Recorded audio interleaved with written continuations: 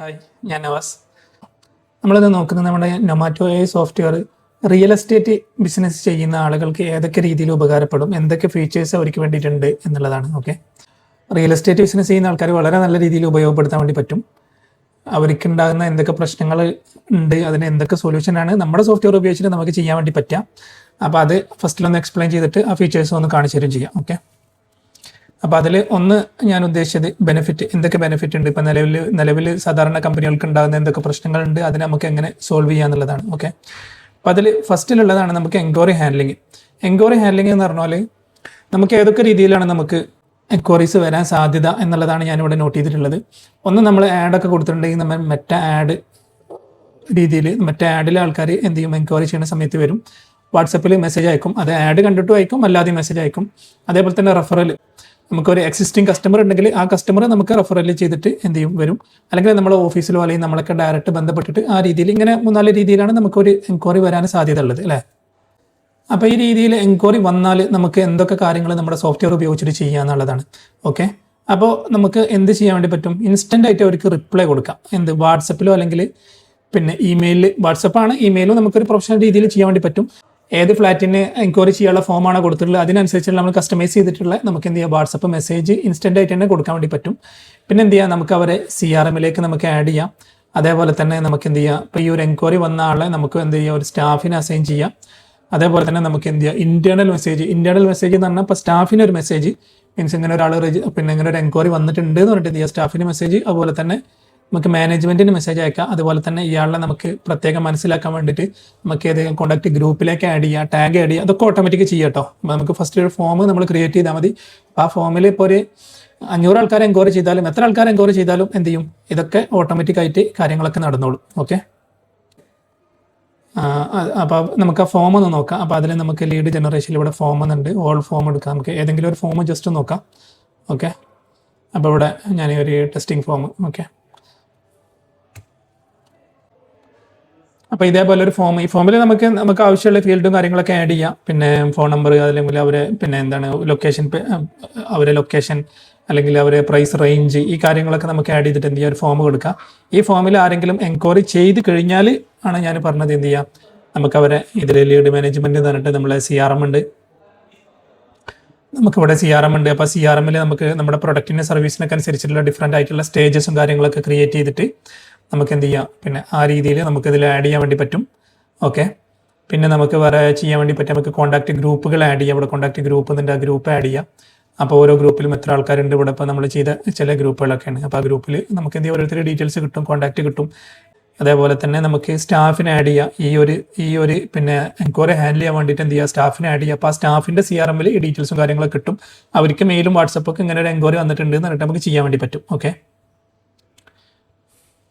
അപ്പം ഇനി അടുത്ത വേറെ പ്രധാനപ്പെട്ട ഒരു പ്രശ്നമാണ് നമുക്ക് ഫോളോ അപ്പ് എന്ന് പറയുന്നത്. ഓക്കെ, അപ്പോൾ ഈ ഫോളോ അപ്പ് എന്ത് ചെയ്യാം, നമുക്ക് ഓട്ടോമാറ്റിക്കായിട്ട് സെറ്റ് ചെയ്യാം.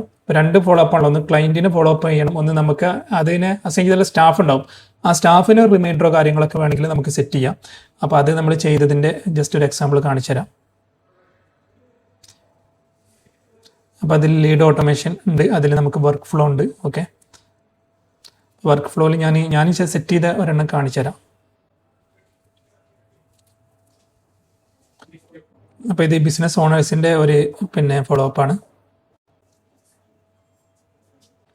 അപ്പോൾ ഇതിനെ നമ്മൾ ഫോളോ അപ്പ് സെറ്റ് ചെയ്തിട്ടുള്ളത് ഇവിടെ ഇതൊരു ട്രിഗറാണ്. ഇപ്പോൾ നമ്മൾ ഫേസ്ബുക്കിൽ ഒരു ഫോം ഉണ്ട്, ആ ഫോമിൽ ആരെങ്കിലും രജിസ്റ്റർ ചെയ്ത് കഴിഞ്ഞാൽ, ഇപ്പോൾ ഞാൻ നേരത്തെ പറഞ്ഞ ആ ഫോമോ അല്ലെങ്കിൽ നമ്മൾ ഫേസ്ബുക്കിലെ മറ്റേ ഫോമോ ആരെങ്കിലും രജിസ്റ്റർ ചെയ്ത് കഴിഞ്ഞാൽ ഫസ്റ്റിൽ നമ്മൾ കൊടുക്കുന്ന മെസ്സേജിന് ശേഷം എന്ത് ചെയ്യും, 24 hours ശേഷം നമ്മൾ എന്ത് ചെയ്യും, ചെക്ക് ചെയ്യും. നമ്മൾ കൊടുത്തിട്ടുള്ളത് നമുക്ക് എന്താണ്, അപ്പോയിൻമെൻറ്റ് നമ്മൾ കൺസൾട്ടേഷന് വേണ്ടിയുള്ള അപ്പോയിൻമെൻറ്റ് രജിസ്റ്റർ ചെയ്യാൻ വേണ്ടിയിട്ടാണ്.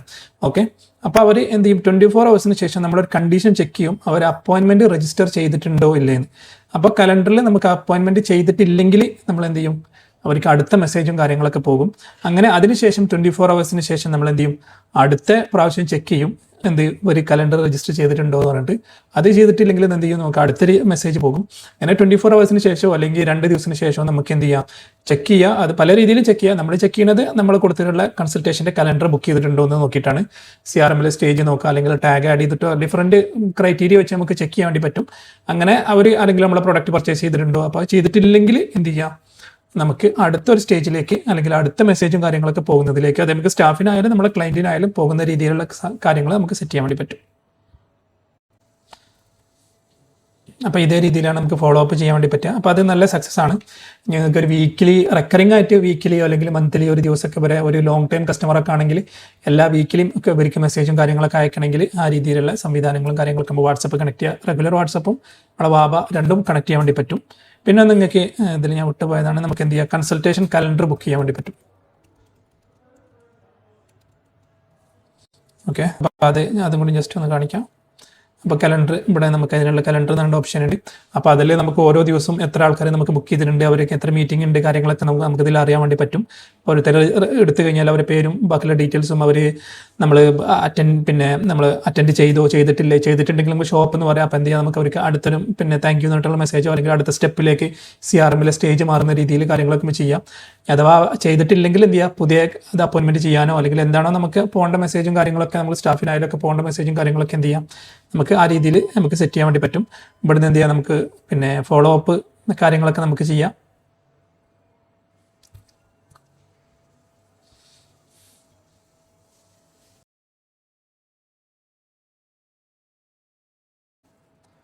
അതേപോലെ തന്നെ ലീഡ് മാനേജ്മെന്റിൽ നമുക്ക് എന്ത് ചെയ്യാം, ഓരോരുത്തരും ഡീറ്റെയിൽസും കാര്യങ്ങളൊക്കെ നമ്മൾ ഫോം ഫില്ല് ചെയ്ത് എല്ലാവരും ഡീറ്റെയിൽസ് ഉണ്ടാവും.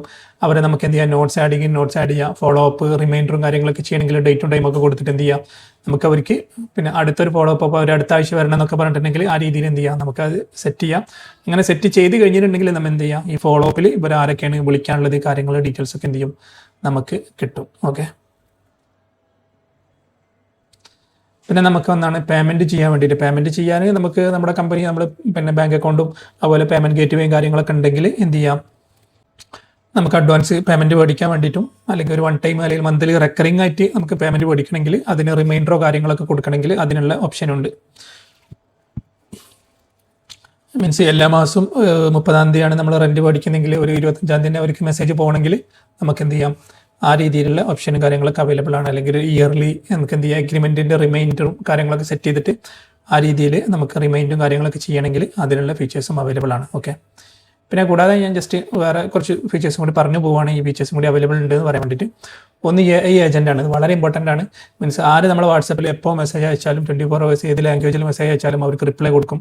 ഞാൻ ബേസിക് ആയിട്ടുള്ള കാര്യങ്ങൾ നമ്മൾ എങ്ങനെയാണ്, നമ്മുടെ എഗ്രിമെൻറ്റ് എങ്ങനെയൊക്കെയാണ്, അല്ലെങ്കിൽ നമ്മൾ ഓഫീസ് ടൈം എങ്ങനെയാണ്, ലൊക്കേഷൻ എങ്ങനെയാണ്, അല്ലെങ്കിൽ കോൺടാക്ട് നമ്പർ എന്താണ്, ഇങ്ങനെയൊക്കെയുള്ള കാര്യങ്ങളൊക്കെ കുറിച്ചിട്ടൊക്കെ നമുക്ക് എന്ത് ചെയ്യാം, അല്ലെങ്കിൽ നമ്മൾ ഏതൊരു പ്രൊജക്റ്റിൻ്റെ ഡീറ്റെയിൽസ് കാര്യങ്ങളൊക്കെ എന്ത് ചെയ്യാം, നമുക്ക് ഒരു AI ഏജൻറ്റിനെ നമുക്ക് അതിനെക്കുറിച്ച് എക്സ്പ്ലെയിൻ ചെയ്ത് വേറെ വീഡിയോ ചെയ്തിട്ടുണ്ട്. അപ്പോൾ അത് എന്ത് ചെയ്യാം, നമുക്കൊരു ഏജൻറ്റിനെ ക്രിയേറ്റ് ചെയ്തിട്ട് വാട്സപ്പിൽ മെസ്സേജ് അയക്കുന്ന ആൾക്കാർക്ക് വേണമെങ്കിൽ എന്ത് ചെയ്യാം, റിപ്ലൈ കൊടുക്കാൻ വേണ്ടിയിട്ട് നമുക്ക് AI ഏജൻറ്റിനെ അസൈൻ ചെയ്യാം. അപ്പോൾ 24 hours രാത്രി എപ്പോഴാണെങ്കിലും സൺഡേ അങ്ങനെ ഏത് ദിവസം മെസ്സേജ് അയച്ചാലും എന്ത് ചെയ്യും, അവർക്ക് റിപ്ലൈ കൊടുക്കും. ഓക്കെ, പിന്നൊന്ന് എംപ്ലോയീസ്, നമ്മുടെ നിലവിലുള്ള എംപ്ലോയീസിന് എന്ത് ചെയ്യാം, നമുക്ക് അതേപോലെ CRM എന്തൊക്കെ ആക്സസ് കാര്യങ്ങളൊക്കെയാണ് അവർക്ക് കൊടുക്കേണ്ടത്, ആ കൊടുക്കേണ്ടത് മാത്രം കൊടുത്തിട്ട് എന്ത് അവർക്ക് എത്ര എംപ്ലോയീസിന് വേണമെങ്കിലും നിങ്ങൾക്ക് ക്രിയേറ്റ് ചെയ്യാം. പിന്നെ അവരെ റിപ്പോർട്ടിംഗ് ഫോമും കാര്യങ്ങളൊക്കെ ഓരോ ഡെയിലി റിപ്പോർട്ടിംഗ് എന്തൊക്കെ വർക്കാണ് ചെയ്തത്, എന്തൊക്കെ പെൻഡിങ് ഉണ്ട് എന്നൊക്കെയുള്ള രീതിയിൽ അങ്ങനെ റിപ്പോർട്ടും കാര്യങ്ങളൊക്കെ നോക്കിയിട്ട് വേണമെങ്കിൽ അത് ചെയ്യാൻ വേണ്ടി പറ്റും. പിന്നെ എന്താണ്, നമുക്ക് എന്ത് ചെയ്യാം, നമ്മുടെ ഫേസ്ബുക്ക് പേജ് നമുക്കിതിൽ കണക്ട് ചെയ്യാം.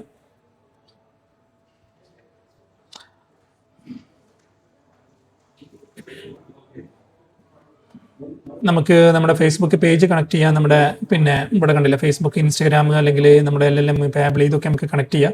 ഫേസ്ബുക്കിൽ നമ്മൾ ആഡും കാര്യങ്ങളും കൊടുത്തിട്ടുണ്ടെങ്കിൽ അതിൽ നിന്ന് വരുന്ന എൻക്വയറിനൊക്കെ നമുക്ക് ഇതേ രീതിയിൽ ഓട്ടോമേഷൻ കാര്യങ്ങളൊക്കെ നമുക്ക് സെറ്റ് ചെയ്യാൻ വേണ്ടി പറ്റും. പിന്നെ എന്താണ് പറഞ്ഞത്, വാട്സപ്പ് എന്ന് പറഞ്ഞാൽ നമുക്ക് 2 വാട്സപ്പും കണക്ട് ചെയ്യാം. നമ്മൾ ഒന്നുകിൽ നമ്മൾ സാധാ റെഗുലർ വാട്സപ്പും കണക്ട് ചെയ്യാം, അതേപോലെ തന്നെ നമ്മളെ വാബ അതും കണക്ട് ചെയ്യാം. സാധാ വാട്സപ്പ് നമുക്ക് കണക്ട് ചെയ്യാം, ബിസിനസ് വാട്സപ്പ്. ഇപ്പോൾ അതിൽ ഇത് കണ്ടില്ലേ, ഇതിപ്പോൾ നമ്മുടെ സാധാ വാട്സപ്പാണ്. ഇതിൽ ഏകദേശം 686 മെസ്സേജ് ഓൾറെഡി പോയിട്ടുണ്ട്. അപ്പോൾ ഇത് കണക്ട് ചെയ്യാം. അതല്ലെങ്കിൽ നമുക്ക് ഒരുമിച്ചിട്ടൊക്കെ ബൾക്ക് മെസ്സേജും കാര്യങ്ങളൊക്കെ അയക്കണമെങ്കിൽ എന്ത് ചെയ്യാം, വാബ കണക്ട് ചെയ്യാം. എന്നുണ്ടെങ്കിൽ നമുക്ക് ഏത് വാട്സപ്പിൽ നിന്നാണോ പോകേണ്ടത് എന്നുള്ളത് നമുക്ക് സെറ്റ് ചെയ്ത് കൊടുത്തിട്ട് അപ്പോൾ എന്ത് ചെയ്യും, ആ വാട്സപ്പിൽ നിന്ന് മാത്രം പോകുന്ന രീതിയിലുള്ള കാര്യങ്ങൾ നമുക്ക് സെറ്റ് ചെയ്യാൻ വേണ്ടി പറ്റും. അതേപോലെ തന്നെ ഇൻസ്റ്റാഗ്രാം കണക്ട് ചെയ്യാം. നമ്മൾ വീഡിയോ കാര്യങ്ങളൊക്കെ ഇടുന്ന സമയത്ത് നമുക്ക് അതിൻ്റെ കമൻറ്റിലോ അല്ലെങ്കിൽ DMലൊക്കെ മെസ്സേജ് അയക്കുന്ന സമയത്ത് അതിന് റിപ്ലൈ ഒക്കെ കൊടുക്കാം. കീവേഡ് വെച്ചിട്ടൊക്കെ റിപ്ലൈ കൊടുക്കാം. ഓപ്പറേഷൻ എന്ന് പറഞ്ഞത് നമ്മുടെ സ്റ്റാഫിന് നമ്മൾ ഇതല്ലാതെ വേറെ ടാസ്കും കാര്യങ്ങളൊക്കെ അസൈൻ ചെയ്യണമെങ്കിൽ അങ്ങനെ അതിനുള്ള ഓപ്ഷൻ ഉണ്ട്. ഇവിടെ കണ്ടില്ലേ, നമുക്ക് ഇങ്ങനെ സ്റ്റേജസ് ആയിട്ട് കൻബാൻ ബോർഡ് പോലെ സ്റ്റേജസ് ആയിട്ട് നമുക്ക് ക്രിയേറ്റ് ചെയ്യാം. ഓരോരോ ഡിഫറെൻ്റ് ആയിട്ടുള്ള പ്രൊജക്റ്റുകൾ, ആ പ്രൊജക്റ്റുകൾ എന്തൊക്കെയാണ്, ഏതൊക്കെ സ്റ്റേജിലാണ്, പിന്നെ അത് സ്റ്റാർട്ട് ചെയ്തിട്ടുണ്ടോ, അല്ലെങ്കിൽ ഇത് ആരെയാണ് അസൈൻ ചെയ്യുന്നത്, ഇതിന് ലേബൽ, ഡിസ്ക്രിപ്ഷൻ, അല്ലെങ്കിൽ ഇതിൻ്റെ ഡിഫറെൻ്റ് ആയിട്ടുള്ള സബ് സ്റ്റേജസ് കാര്യങ്ങൾ, ഇതൊക്കെ നമുക്ക് എന്ത് ചെയ്യാം, നമുക്കിതിൽ ക്രിയേറ്റ് ചെയ്യാൻ വേണ്ടി പറ്റും. ഓക്കെ. പിന്നെ എന്താണ് വെബ്സൈറ്റ് നമുക്ക് ക്രിയേറ്റ് ചെയ്യാം. വെബ്സൈറ്റ് ഇപ്പോൾ നമുക്ക് എന്തെങ്കിലും ഒരു പ്രൊജക്റ്റിന് മാത്രമായിട്ട് എന്ത് ചെയ്യാം, നമുക്കൊരു വെബ്സൈറ്റും കാര്യങ്ങളും ക്രിയേറ്റ് ചെയ്യാം. നമ്മൾ പ്രധാനപ്പെട്ട വെബ്സൈറ്റ് ക്രിയേറ്റ് ചെയ്യാം. അതിൽ തന്നെ നമുക്ക് പിന്നെ ആപ്ലിക്കേഷൻ ഫോം കാര്യങ്ങൾ, അല്ലെങ്കിൽ എൻക്വയറി ഫോമുകൾ, പിന്നെ ചാറ്റ് വിഡ്ജറ്റ്, പിന്നെ നമ്മൾ ബട്ടൺ കാര്യങ്ങൾ, ഈ കാര്യങ്ങളൊക്കെ നമുക്ക് ചെയ്യാൻ വേണ്ടി പറ്റും. പിന്നെ നമുക്ക് സോഷ്യൽ മീഡിയ പോസ്റ്റിങ്ങും കാര്യങ്ങളും ചെയ്യാം, ഷെഡ്യൂൾ ചെയ്യാം. ഒരു മാസത്തേക്കൊക്കെ ഒരുമിച്ച് നമുക്ക് ഷെഡ്യൂൾ ചെയ്യണമെങ്കിൽ അതിനുള്ള ഓപ്ഷൻ ഉണ്ട്. പിന്നെ അത് ബ്രാൻഡിങ് മീൻസ് നമുക്ക് ആവശ്യമുണ്ടെങ്കിൽ അതിൻ്റെ അപ്ഗ്രേഡ് വെർഷനിൽ നമുക്ക് നമ്മുടെ ഓൺ ബ്രാൻഡിൽ തന്നെ നമുക്ക് ഈ കാര്യങ്ങളൊക്കെ നമുക്ക് ചെയ്യാൻ വേണ്ടി പറ്റും. നമ്മുടെ സ്ഥാപനത്തിൻ്റെ പേരിൽ നമ്മുടെ ലോഗോ കാര്യങ്ങളൊക്കെ ആഡ് ചെയ്തിട്ട് നമുക്ക് ഈ കാര്യങ്ങളൊക്കെ നമുക്ക് ചെയ്യാൻ വേണ്ടി പറ്റും. അപ്പോൾ ഇതിനെക്കുറിച്ചിട്ട് കൂടുതലായിട്ട് അറിയാനും കൂടുതൽ എന്തെങ്കിലും ഡൗട്ടോ കാര്യങ്ങളൊക്കെ ഉണ്ടെങ്കിൽ കമൻറ്റ് ചെയ്യുക. അതല്ലെങ്കിൽ ഞാൻ ഇതിൻ്റെ അടിയിൽ ഒരു ആപ്ലിക്കേഷൻ ഫോം കൊടുക്കാം. ആ ഫോമിൽ നമ്മൾ ഫില്ല് ചെയ്ത് കഴിഞ്ഞാൽ കൂടുതൽ ഡീറ്റെയിൽസും കാര്യങ്ങളൊക്കെ നമ്മൾ സ്റ്റാഫ് നിങ്ങളെ അറിയിക്കും. Thank you.